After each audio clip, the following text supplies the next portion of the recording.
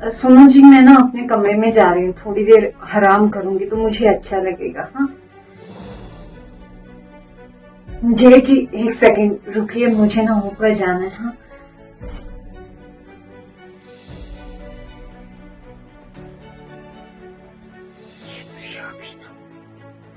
अरे प्रिया, तुम नीचे से सीधा ऊपर क्यों आ गई?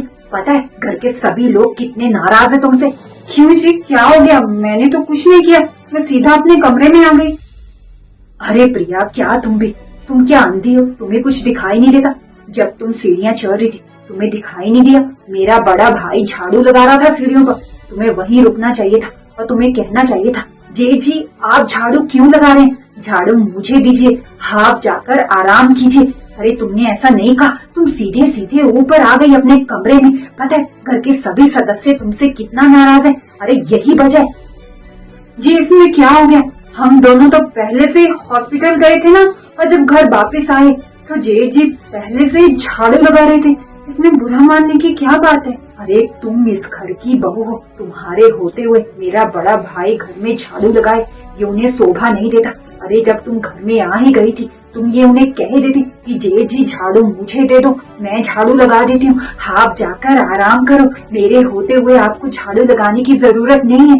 तुम ये कह देती तो तुम्हारा क्या चला जाता। और आप ये दर्द, एक तो ये दर्द ने इतना परेशान करके रखा है। जी मैं उनसे माफी क्यों मांगू? देखो प्रिया, घर के सभी सदस्य, मेरी माँ, मेरा बड़ा भाई, मेरी भाभी, सब यही कह रहे हैं कि गलती तुम्हारी है, तुम्हें ये सब नहीं करना चाहिए था। अब सीधा सीधा सबके पास चलो और सबसे हाथ जोड़कर माफी मांगो। जी आपको तो पता है मैं दर्द से कितनी परेशान हूँ। हॉस्पिटल में डॉक्टर ने भी कहा है कि मुझे घर जाकर आराम करना पड़ेगा। अब क्या मैं हॉस्पिटल से आकर घर के काम में लग जाऊँ? आप तो जानती हो कि मुझे कितना दर्द है। और जब हम हॉस्पिटल से आए, मम्मी जी ऐसे आराम से बैठी थी और जेठानी जी फोन पर लगी हुई थी, तो क्या वो जेठ जी से झाड़ू नहीं ले सकती थी? वो भी तो झाड़ू लगा सकती थी ना।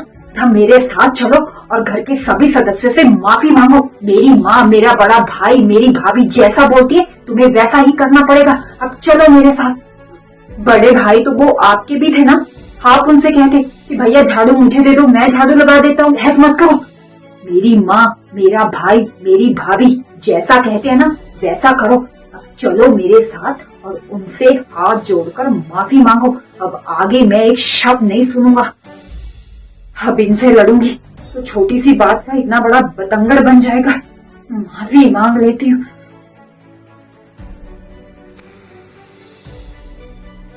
जेठ जी माफ कर दीजिएगा मुझे, हम तीनों के होते हुए आपको झाड़ू लगाना पड़ रहा है। घर में जेठानी जी भी हैं, मम्मी जी भी हैं और मैं भी हूँ। हम तीनों के होते हुए आपको झाड़ू लगाना पड़ रहा है। मैं बहुत शर्मिंदा हूँ, इसके लिए आपसे माफी मांगती हूँ। आइंदा ये गलती हम तीनों दोबारा नहीं करेंगे, है ना? घर की औरतें ही घर में झाड़ू लगाएंगी, मर्द नहीं। क्यों जेठानी जी, मैंने सही कहा ना?